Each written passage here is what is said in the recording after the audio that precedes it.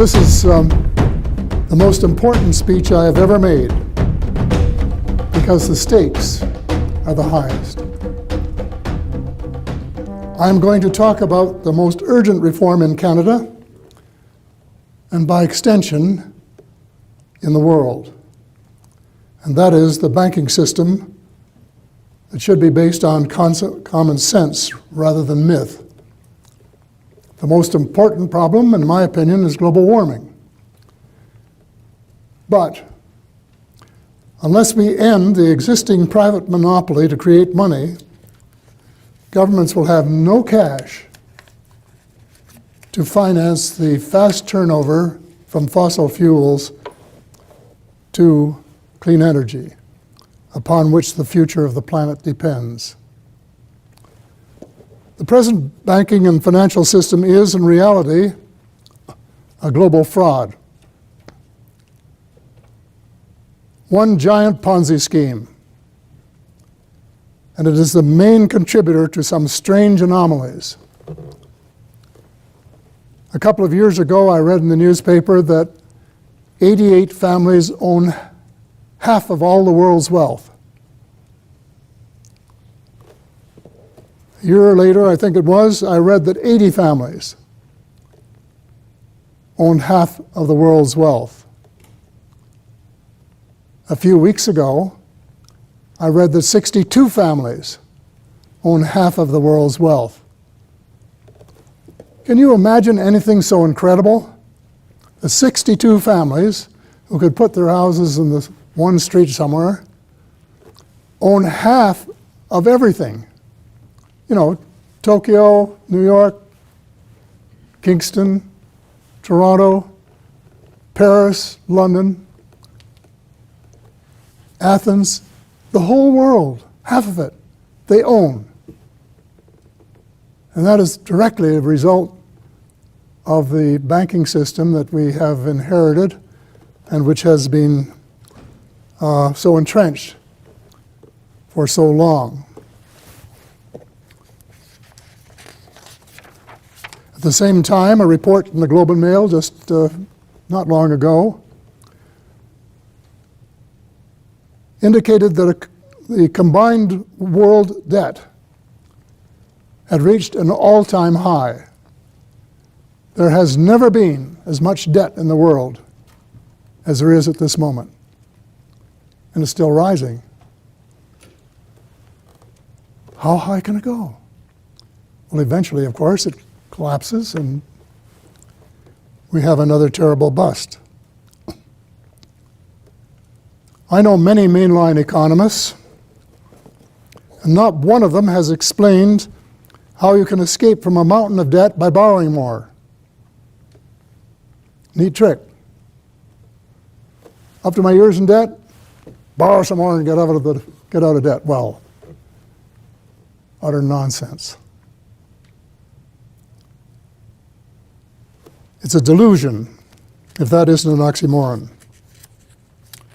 Fortunately, there are a few radical thinkers with see-through glasses waiting in the wings at this time of crisis.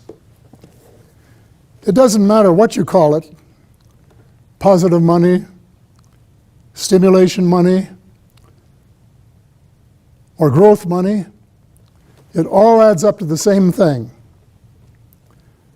Canada's economy and the world economy desperately need a massive infusion of government-created debt-free money to dilute the all-debt system and give it life.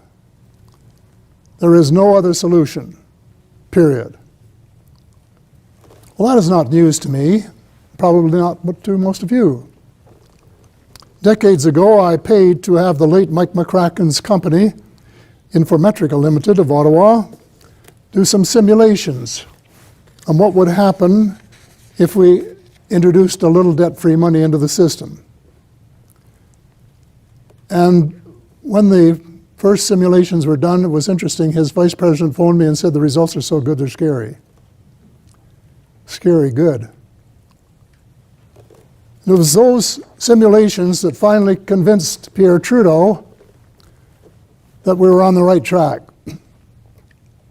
But by then, of course, he was no longer prime minister. And we had his best wishes. But all party leaders since have been too busy to sit down even for a half an hour and discuss the issue, which says something about them.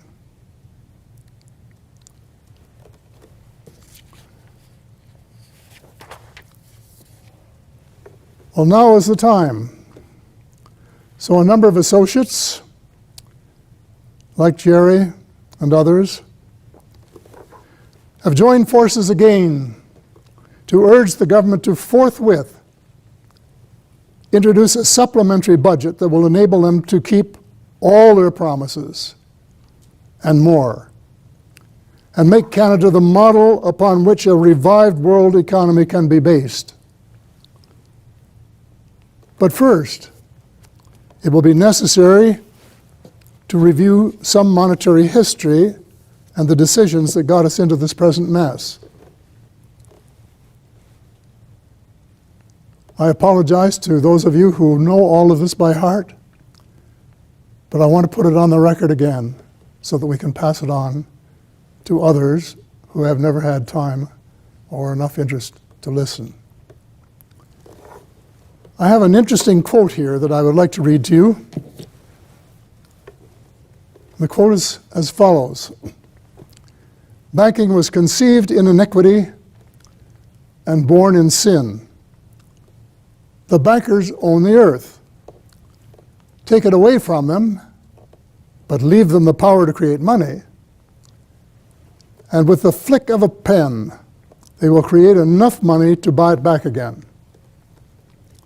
However, take that power away from them, and all the great fortunes like mine will disappear.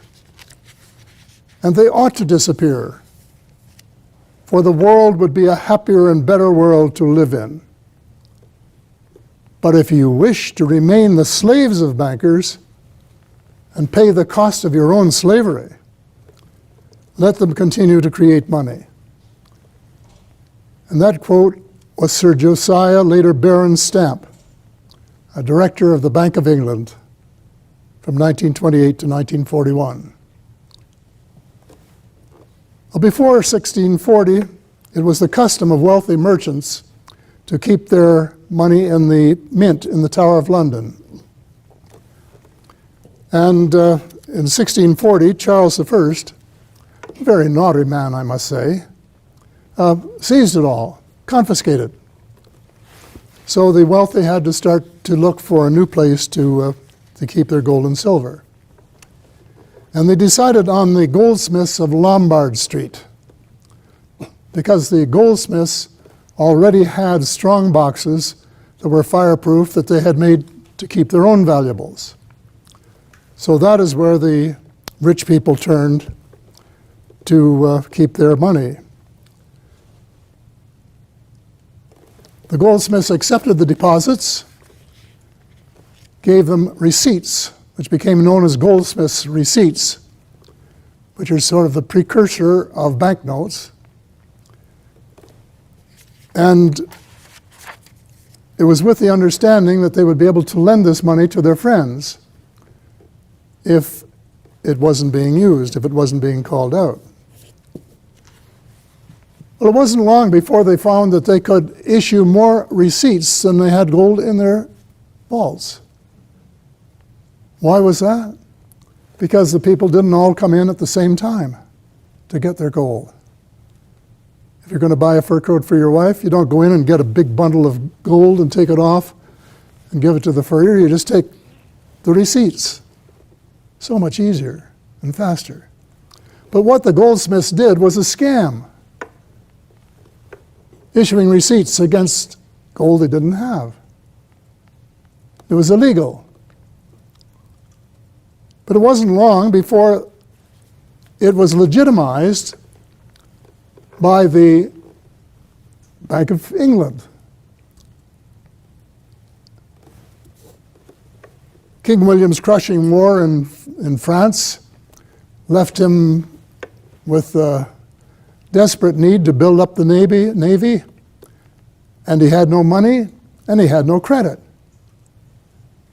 And so what was decided was to establish the Bank of England and give it special powers and privileges. The rich people in London put in £1,200,000 of gold and silver and lent it all to the king at 8%, which is a pretty high interest rate for a government guaranteed loan. And the king, in return, allowed them to print, P-R-I-N-T, literally, £1,200,000 in banknotes and lend it to their rich friends at high interest. So in effect, the Bank of England was able to lend the same money once to the king and once to their customers and friends and collect interest from each. Twice the interest on the money they had. And that was known as leverage. And the banknotes that were put into circulation, they weren't the first money issued by banks in the modern era, but they were the first of great and lasting significance in the English-speaking world. This arrangement was very similar in principle to the one that had been developed by the goldsmiths. By lending the same money twice, the bank could double the interest that it received on its capital. Well, bankers are by nature a greedy lot, and they weren't satisfied with just getting double interest on their money. So they started lobbying and doing everything they could to increase that leverage.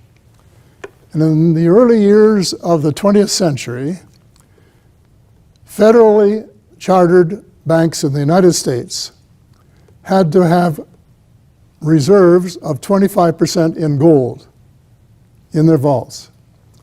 So they were allowed to lend the same money 4 times. When I was a young man in Canada, our banks had to have 8% cash in their vaults against their deposits, which meant that they could lend the same money 12.5 times. Well, then in recent times, with the advent of monetarism and the monetarist revolution inspired by Milton Friedman and his colleagues at the University of Chicago, and the elimination of cash reserves in favor of a new system labeled capital adequacy, which should have been labeled capital inadequacy, the leverage soared. In the US, it rose from about 12.5 times in 1974 to 25 or 30 times in the 1980s. Imagine getting 25 or 30 times the interest on the same money. Well, this incredible abuse occurred because even the ridiculously low capital requirements of the Bank for International Settlements were never properly enforced.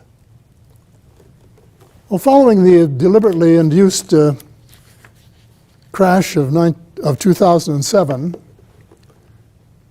how many of you have seen The Big Short? Hands up. Quite a few of you.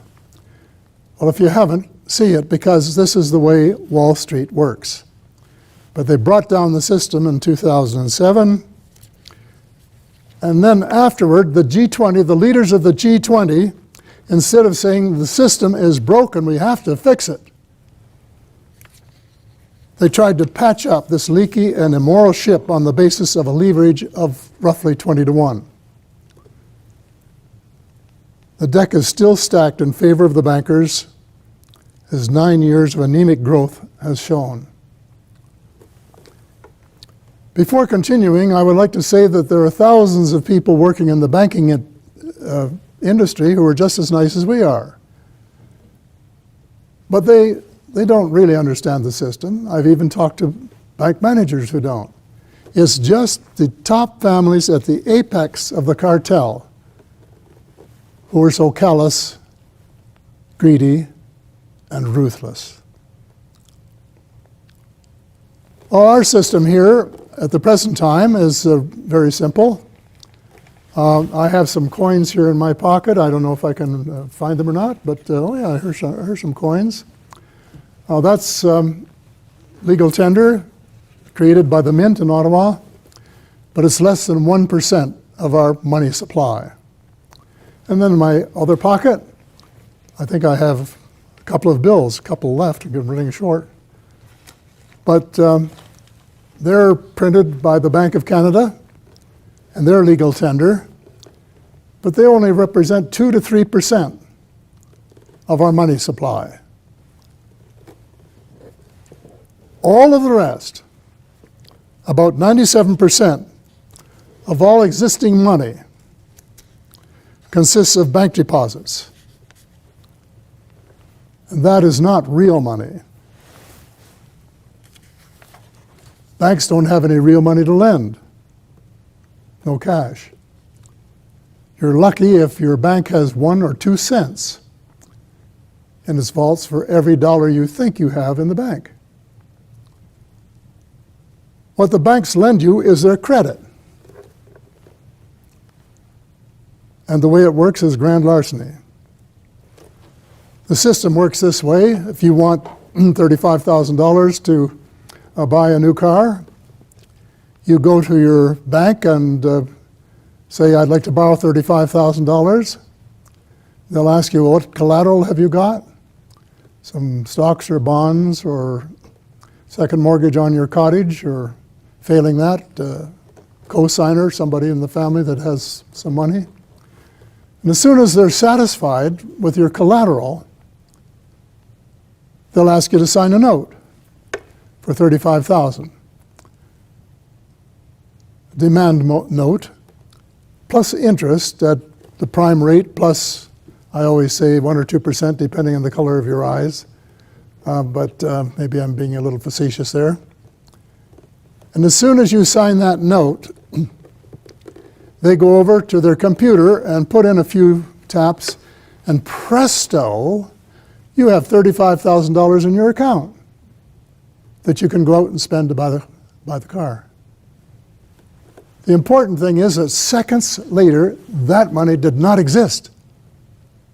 It was created out of thin air, so to speak. Well, I have a lot of friends, including some banking friends, who said, well, the money the bank lends you today is something that somebody else deposited the day before. Not true. It is almost fully lent out, and the chances of it being what somebody put in the day before is infinitesimal. The money was manufactured especially for you. Well, to add insult to injury, banks only need to have 5 cents in capital for every dollar they create. I say 5 cents of what I call blood, sweat money, which has to be repaid at 100 cents on the dollar, plus interest.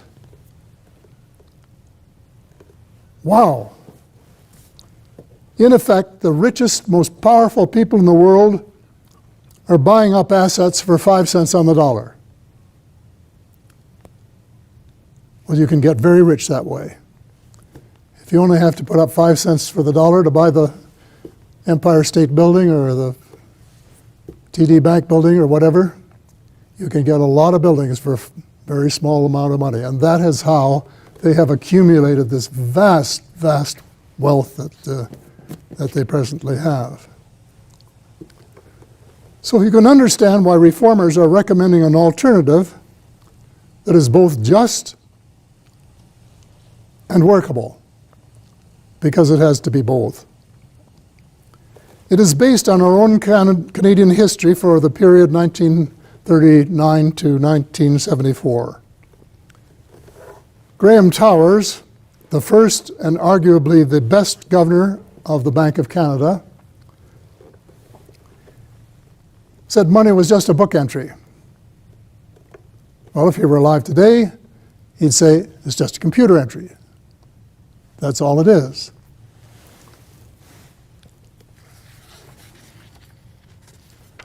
A little history taken from the governor's answers to parliamentary questions on banking and commerce, 1939, sort of sets the stage for the debate today. And this was a question. Will you tell me why a government with power to create money should give that power away to a private monopoly and then borrow that which Parliament can create itself back at interest to the point of national bankruptcy? Mr. Towers, quote, if Parliament wants to change the form of operating the banking system, then certainly that is within the power of Parliament. Page 394. At one point, the question turned to the impending war, World War II. Question. You have agreed that banks do create money. So as far as war is concerned, will there be no difficulty in raising the means of financing whatever the requirements may be? Towers, the answer. The possibilities depend on men and materials. Question. So where we have an abundance of men and materials, you have no difficulty under the present system in putting forth the medium of exchange that is necessary to put the men and materials to work. Mr. Towers, that is right. It is appropriate to this present situation. We have men and women, and we have materials, we have the capacity. The one thing we haven't got is money. Well, Mr. Towers was as good as his word. In 1938, there were no jobs in Canada, none. In 1939, the war came along, and pretty soon everyone was working in the armed forces, the Army, the Navy, or the Air Force, building factories, making munitions, and we actually brought unemployment down to an historic low of 1%. I wouldn't recommend that today, but we might cut hours in half, which would be a very good way to go.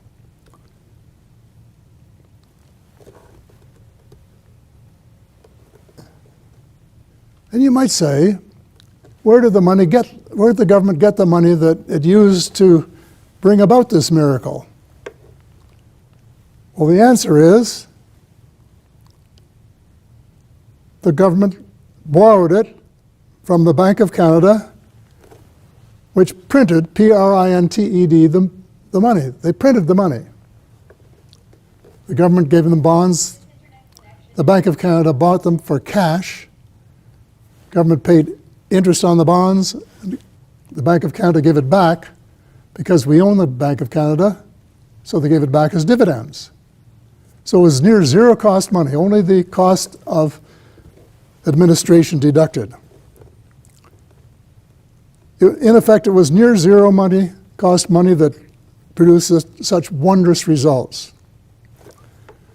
Well, these large infusions of first government-created cash followed by the bank-created credit made it possible for Canada to be transformed from a largely agricultural and resource-based economy into a significant mixed economy that included a strong manufacturing, industrial, and scientific base. What made this all possible was a sharing of the money creation function between the government and the banks, the private banks. Government-created money played a key role in many of our post-war endeavors. Infrastructure like the St. Lawrence Seaway, the Trans-Canada Highway, the great new air terminals, and lots of projects all across the country, including some provincial projects and some municipal too. I sort of suspect it may have contributed to the Gardiner Expressway. And I'd like to see enough money around that we could replace it. This system of money creation, sharing between the government and the private banks, worked splendidly for 35 years.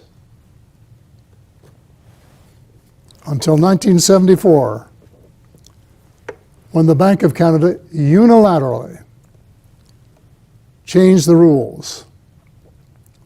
And this was done without consultation with the Prime Minister or the government of the day or of Parliament.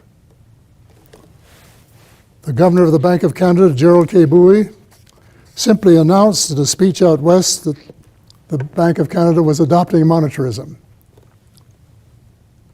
There was no mention that this was being done to conform to a policy for the Bank for International Settlements in Basel, Switzerland. Of much greater significance was the failure to disclose that the bank was adopting the BIS, the Bank for International Settlements, prohibition of providing low-cost money to governments. In future, we would have to borrow in the market and pay market rates. Nor, of course, was there any mention that the change in policy was engineered by the international banking cartel. So, the banking cartel, the money mafia as I call them in my book, captured the high ground without a single shot being fired. The rich elite had captured the system in its all-out war against the poor. And that is through a monopoly on the creation of money which would lead to the greatest redistribution of wealth in history. And all in the wrong direction. And to add insult to injury, the central banks introduced two dreadful recessions, 1981, 82, and 1991, in addition to the one in 2007. And I remember those recessions well. Hundreds of thousands of people lost their jobs and their homes and their businesses. Government revenues fell. Governments had to keep paying people to live, so they went into deficit. Those deficits were rolled into debt. And the debt just kept increasing. And would you like to guess how much that has cost Canadian taxpayers since? Well, from 1974-75 fiscal year until 2014-15, we paid $1.1 trillion, trillion, not billion, in interest, nearly all of it unnecessarily, just as a result of having the system taken over by others. And this resulted in the 2 generations of serious underfunding of virtually every aspect of Canadian life. So Finance Minister Bill Morneau didn't start with a level playing field. It was tilted sharply downward from decades of financial erosion and austerity budgets. The needs of the First Nations have been largely ignored for decades. But also health, education, urban infrastructure, the arts and sciences have all been shortchanged. Even the armed forces have had their needs postponed regularly in favor of mandatory interest payments to the moneylenders. So he was faced with a shortfall of $50 billion that the present bank governor, Polos, has said would result from the oil industry collapsing, but also a shortfall of an equal or greater sum across the board from these years of underfunding. So under the present crummy rules, the real needs of meeting Canadians' needs and desires is impossible. Can't be done. So our government adopted a version of Keynesianism after the British economist John Maynard Keynes. And those of you who have studied economics will remember that he proposed that when you have a recession, you borrow money to get out of the recession and get it growing, and then as the economy becomes robust, you tax off enough money to pay off the debt. Well, the first half of the equation works. If you spend money, it doesn't matter whether it's borrowed or created, it will stimulate the economy. But then if the second stage didn't automatically work the same way, because by then there are greater needs, more people aging and more children needing attention and payments and so on, and so there's no excess cash to tax off to pay off the debt. So the debt remains. And it does, I think that Keynes must have thought that the system was self-adjusting. It is not. And so there is no guarantee whatsoever that if we increase the deficit, at least increase the national debt by $100 billion in the next 4 years, that we'll be able to pay it off in the next 50 years. But we'll have to keep paying the interest on it, which is the problem.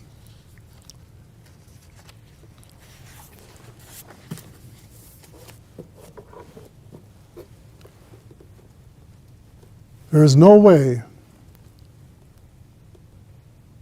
that could be true that it would work automatically in a system where all of the money is debt. It should be self-evident that the only way to rescue the Canadian and world economies is a massive injection of government-created money to permit governments to operate their economies at full capacity without recourse to borrowed debt money. There is also the only way to eliminate the volatility of the old system and the private bankers' power to create both booms and busts. Well, fortunately for Canadians, we have already a ready-made solution for that. And it can be implemented immediately. And of all the ideas on the table today, and there are quite a few of them in different parts of the world, I think that the one that we're proposing is the best balanced and most comprehensive. I guess maybe I'm a little bit biased, but I have looked at them all that I know of, and I am convinced that the one we're proposing is the best of the lot.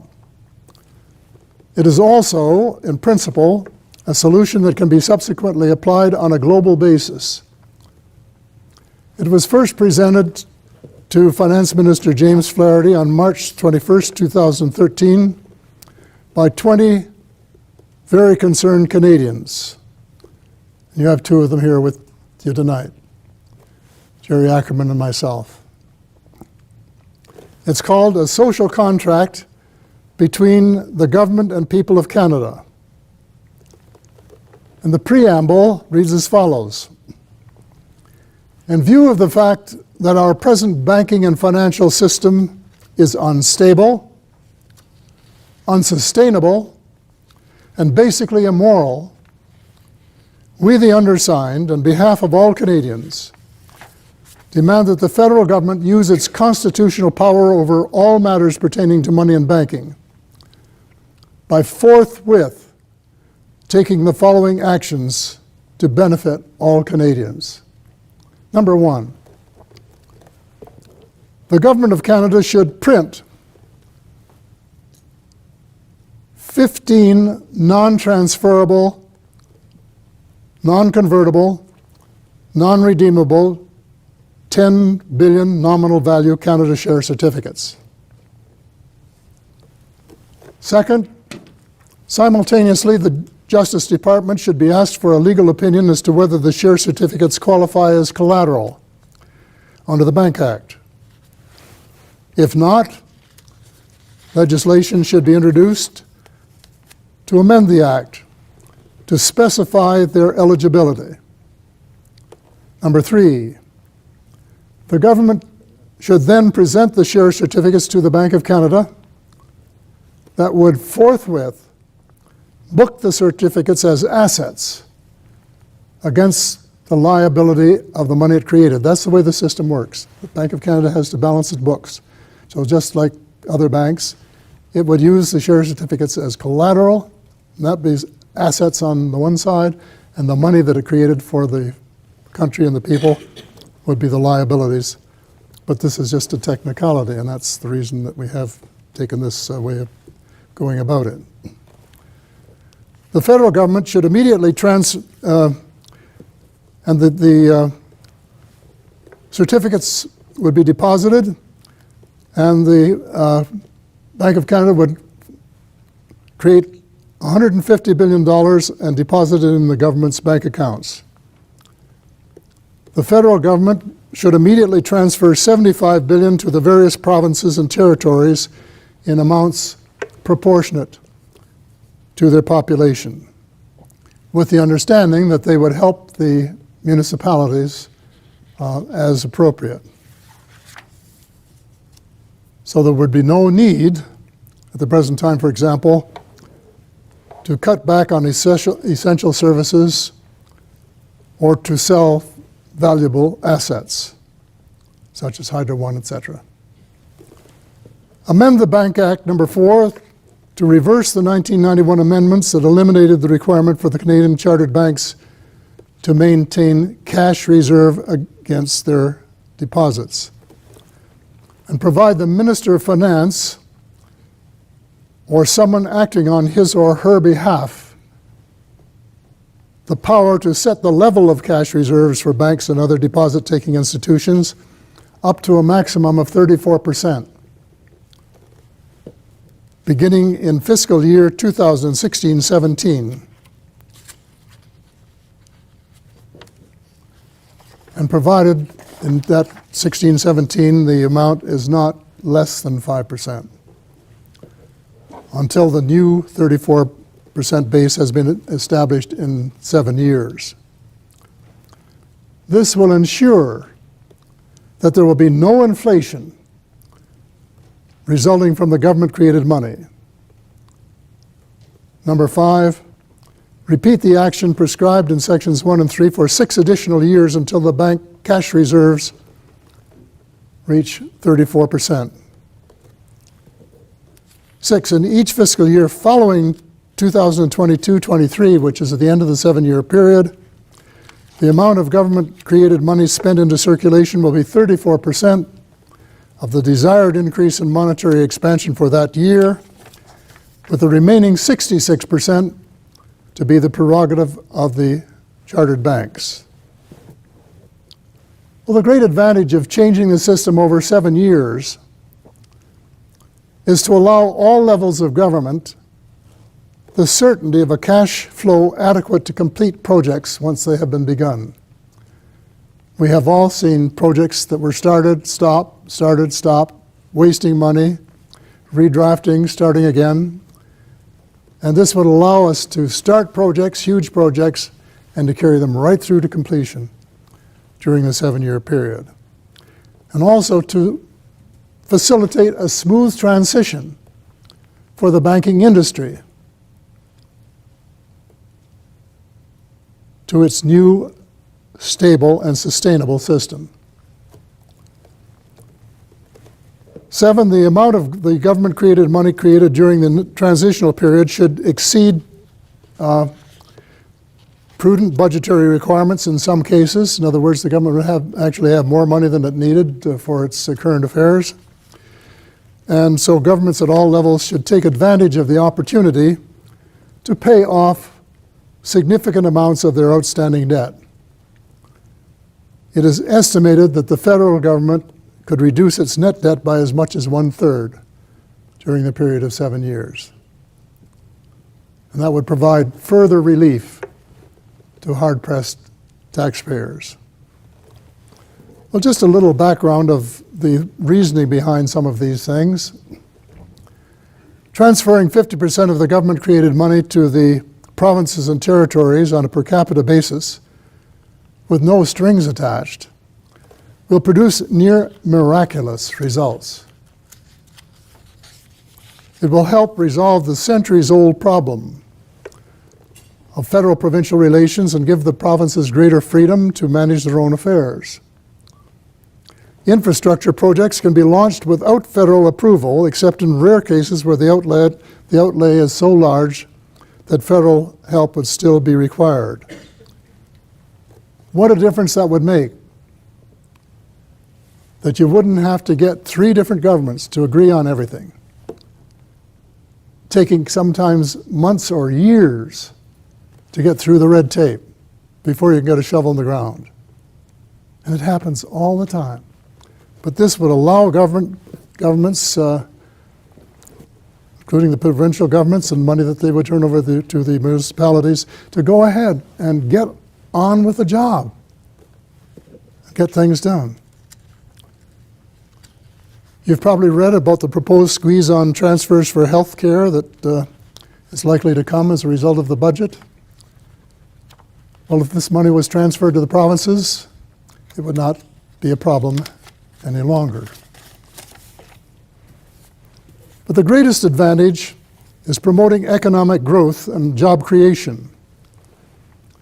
And that would be 300 or 400% acceleration, with 14 governments making the decisions rather than just one.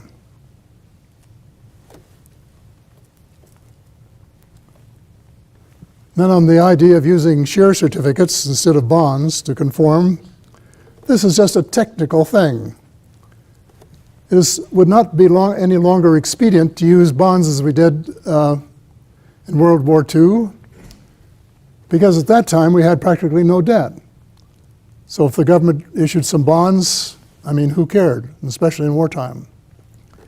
Today we have more than $600 billion debt to start. And what we're proposing here is the government creation of just a little over $1 trillion in 7 years. And if you had to book that all as debt, which you would if you used bonds, because even if there were 0 interest-bearing bonds, you'd still have to book the nominal value of the bonds, which would be $1 trillion, and add it to your existing debt. And you'd have a nominal debt of $1.7 trillion or $650 million, which is ridiculous, because all of that would be owned by us, and there's just no point in having such a grotesque presentation. So by using share certificates, starting a clean slate, doing it right, so that 10, 20, 30, 40, 50 years from now, you still haven't got this huge mountain of debt, and a lot of it's been paid off, and certainly none has been added during those years. So it's a technical thing, but in my opinion, a very important one. Thomas Edison, the inventor of the incandescent lamp, said when discussing the question of government-created money, quote, "Any government whose credit is good enough to create a bond can create a bill." And I would say any government whose credit is good enough to create a bond can create a share certificate, because it's just out of one hand and into the other. The division of the money creation function between governments, 34%, and banks, 66%, as opposed to the current 97% for the banks, is a carefully reasoned estimate of what each requires to do its job. 34%, in my opinion, would be enough that our governments could do just about everything that we would reasonably expect them to do at reasonable tax rates and still balancing their budgets at every level. So no further deficits. And I think 34% would allow that to be the case. In fact, I'm almost sure enough I'd bet a nickel on it. And then the 66% for the banks. That is really a ratio of 2 to 1.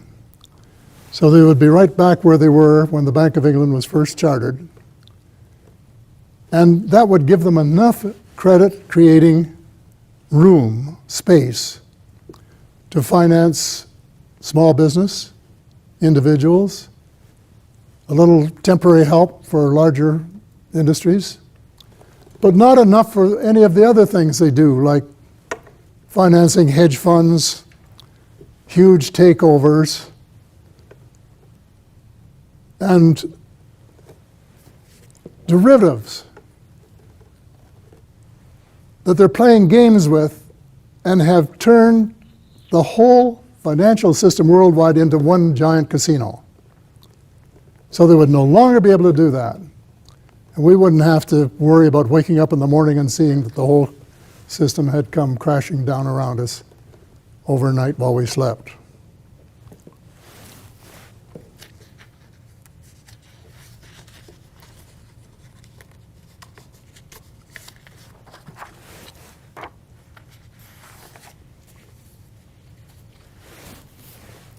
Remember, it's the people who own the license to create money. We own it. It's part of our heritage. It is our sovereign right. And in Canada, the Constitution makes it very, very clear that the Parliament of Canada can do whatever it likes in this arena. So we haven't suggested anything that isn't beyond the capacity of Parliament and the government of the day to make happen.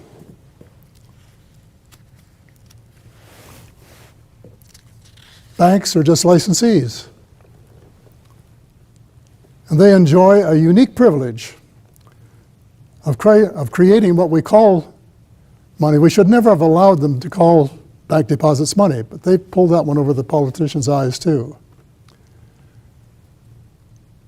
But we'll still allow them just enough leeway under their licenses to do their job and be more like a public utility and to serve us rather than us as debt slaves serving them, which is the present case and has been for a long, long time.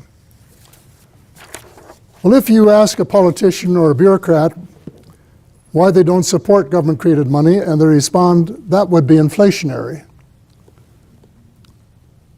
It is because one of their professors told them so, and they just repeat it by rote. How do I know it is not? Because we Canadians created large, large sums of money for 35 years. And our inflation was never higher than the average for the OECD countries, the Organization for Economic Development and Cooperation. And I did tables 3 times, starting with my first book in 1970 and then with 2 other books later, to show where we stood.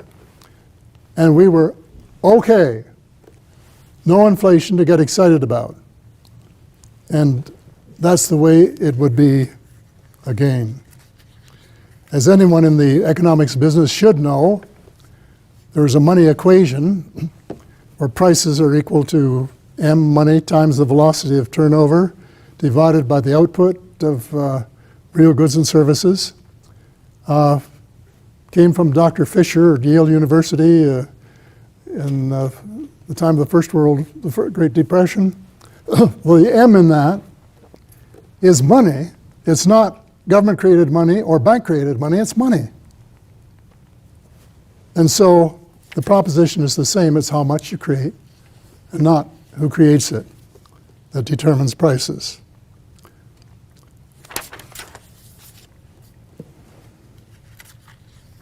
Of course, if you allowed the banks to leverage it, then it would be inflationary, but that's not what we're proposing to do.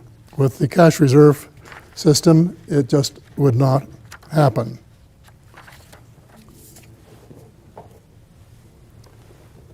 Actually, the cash reserve system is the only control system that is even designed to work.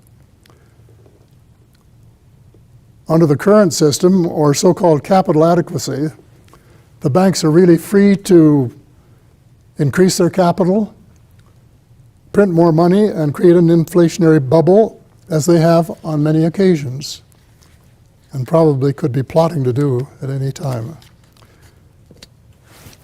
The current system, where banks create about 97% of the total money supply, and all of it is debt, and all of it is debt on which interest has to be paid, while no one creates any money to pay either the capital or the interest, is inherently inflationary. Because you have to borrow enough to pay, first of all, the interest on the debt, and then more to get the economy to grow. So in effect, you need twice as much money to get the system going with the present system as you would with the one that we're talking about. Well, there's a good example of inflation under the present system too. $1 at the time that the Federal Reserve System was put into effect in the United States a little over 100 years ago is worth how much today? Can you guess? Less than 5 cents. And that's not due to government-created money. Quite the opposite. It's all from bank-created money, because the U.S. has never tried our experiment. And there is, as Jerry knows, a perfect example of where government-created money has been used for a long time, very successfully. And that's the island of Guernsey. For 200 years, the island of Guernsey has paid for all of its infrastructure with money they printed. Their port facilities, their roads, all of that infrastructure has been paid by money that they created themselves. And what is the result? No inflation, no unemployment, and no debt.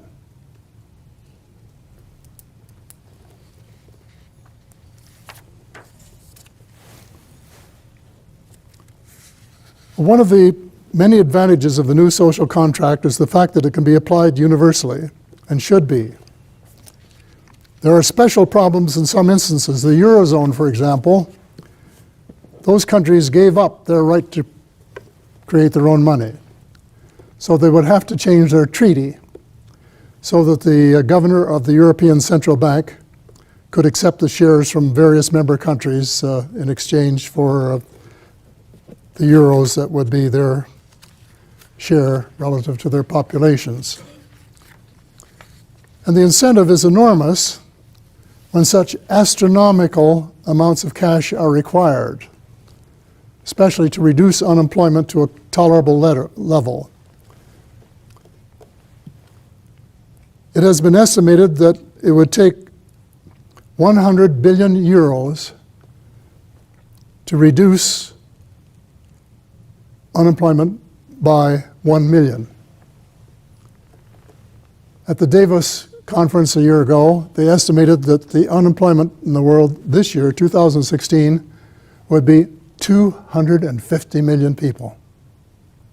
250 million people unemployed. Nothing to look forward to, nothing to do, no future, no pensions, no way of satisfying the needs of their families and themselves. This is absolutely indefensible. So it would take a lot of money, trillions of euros, but they would have it if they adopted the system that we are proposing. Even more important, as far as Europe is concerned, introducing this system and giving those countries liquidity might just be the glue that would keep the European Union from becoming unstuck. Just might be from coming apart at the seams. The United States would be the hardest nut to crack because a president and Congress willing to put the people ahead of Wall Street, nationalize the Federal Reserve System and eliminate campaign contributions from financial institutions to politicians and office holders is almost like a pipe dream. It's a long stretch. but they couldn't afford to let the rest of the world enjoy an advantage that would make them less competitive. So if we did it, and England did it, and maybe one or two other countries did it, eventually they would have to seriously consider it and ultimately to capitulate. Well, it's often suggested in major projects like we're talking about tonight that Canada wait and let somebody other than ourselves go first to prove its validity. In this case, we've been there and done that. We're the only ones that have.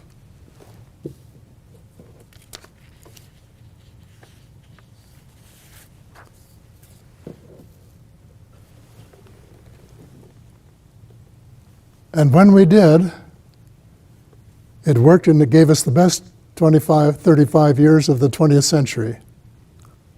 And we've never done as well since then, after we were robbed of our inalienable rights. A theft, incidentally, that they are trying to set in concrete with their ingenious dispute settlement mechanisms in the Canada-European Trade Agreement, CETA, and the Trans-Pacific Partnership, the TPP. So we have to work fast and use the power granted under the Canadian Constitution before we lose it. Well, Canada is the only country that I know of that has all of the essentials ready to go. First, and most important, as I just said, we have done it before, and we can do it again. We have the precedent. Second, the Bank of Canada is 100% owned by us. The Minister of Finance holds all of the shares in the Bank of Canada on our behalf, in trust for us. So we have no problem there. Thirdly, the Minister of Finance has the final say over policy when there's a difference between himself and the governor of the bank. And the only thing that has to be done is that it has to be public, and it would have to be published in the Canada Gazette. But the power exists, and that is very, very important. And finally, I am ready, able, and willing to assist the minister and with the legislation and implementation. I was one of the authors of the original plan and the only one with political experience. Banking reform has been a passion since college days, when my professors were unable to give me an acceptable answer when I asked them if recessions and depressions were necessary. I had to figure it out for myself and came to the conclusion that they were not. And there had never been a recession or a depression that was necessary. They are all due to the phenomena of the partial reserve banking system that has been put into place since the Bank of England was chartered, and it's become more serious ever since as the ratio has increased. And finally, the whole problem has to be framed in moral terms. Is it moral for a government to borrow money in the market and mortgage our future when they have the constitutional and legislative power to obtain debt-free money to meet all our legitimate needs? Is it moral for one small group of individuals to lend the same money to 20 different governments, businesses, or people, and collect interest from each? Is it moral for 62 families to own half of the world's wealth when millions of people are hungry and in need of life's necessities? The world is in crisis on many fronts. It is crying out for leadership of hope. And there is no leader who is better positioned than our own Prime Minister to take the first bold steps on which the future of our planet and species depend. The day the Prime Minister was sworn into office, I wrote to him suggesting that he would have to make a decision. And that was to decide whether he was going to try to be a good Prime Minister or a great Prime Minister.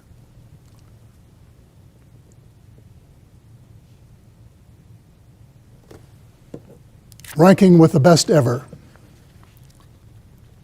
A unique once-in-a-lifetime opportunity exists to confront the private money creation monopoly that has been such a curse for so long, with its chains to austerity budgets and anemic growth. If he persists with the present budget and settles for 100,000 or so new jobs, when full employment is possible, and leaves us with a legacy of an even higher federal debt, when a significantly smaller one is possible, he will have to settle for good at best. But if he seizes the opportunity of a century and sets the people free from the bondage of being slaves to debt as a signal of hope for the world, he will rank with the greatest of leaders, another Lincoln. I hope and pray that all Canadians will urge Prime Minister Trudeau and his Minister of Finance to take the high road and set us free. Thank you very much.